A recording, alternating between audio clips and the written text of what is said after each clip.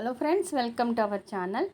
ఈరోజు నేను మా గార్డెన్లో ఉన్న రెడ్ కలర్ బొగడబంతి గురించి చెప్తున్నాను, చూపిస్తున్నాను. ఇది చాలా కలర్స్ ఉన్నాయి. ఇందులో వైట్ ఉంది, రెడ్ ఉంది, వైలెట్ ఉంది. నా దగ్గర అయితే వైట్ ఇంకా ఫ్లవర్స్ రాలేదు.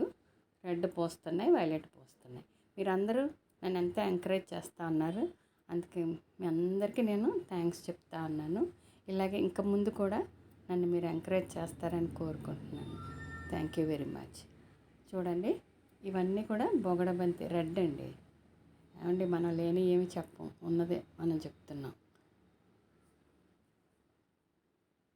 వైట్ కూడా తొందరలోనే మనకి ఫ్లవరింగ్ వస్తుంది, అప్పుడు చూపిస్తాను. వీటికి కూడా ఇది పెద్దగా ఏమి కష్టపడక్కల్లా. మనం ఒకసారి వేసుకున్నప్పుడు ఇవి కూడా రాలిపోయి మొక్కలు వచ్చేస్తున్నాయండి కింద. ఈ సీడ్స్ కూడా మనం ఒకవేళ కలెక్ట్ చేయలేకపోయినా మొక్కలు అయితే పోవు, మన గార్డెన్లో ఉంటాయి. అన్నిటికీ ఇచ్చినట్టే వీటికి కూడా ఇస్తాము. గార్డెన్లో ఇలా కలర్ఫుల్గా అక్కడక్కడ మనం ఫ్లవరింగ్ ప్లాంట్స్ పెట్టుకుంటే మనకి పాలినేషన్ బాగా జరిగి వెజిటబుల్స్ ఎక్కువ తీసుకోవచ్చు. చూడండి, ఇది వైలెట్ కలర్ అండి. ఇది సర్వసాధారణంగా అందరికీ తెలిసిందే. రెడ్ అయితే మనకి తెలీదు, కొత్తగా మనకి ఇప్పుడు గార్డెన్స్లోకి వచ్చినాయి. ఇది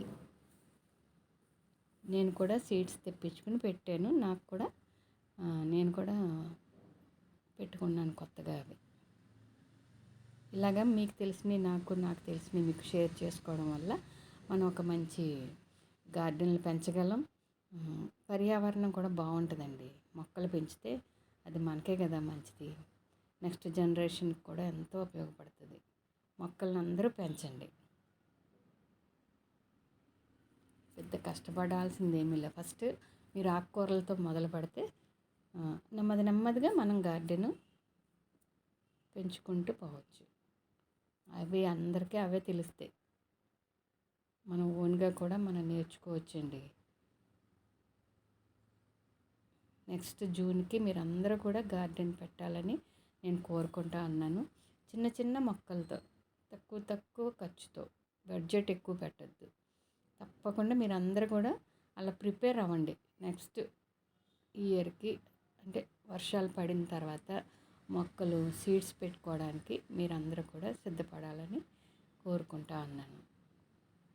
మళ్ళీ మరి ఒక వీడియోతో కలుసుకుందాం. Thank you for watching.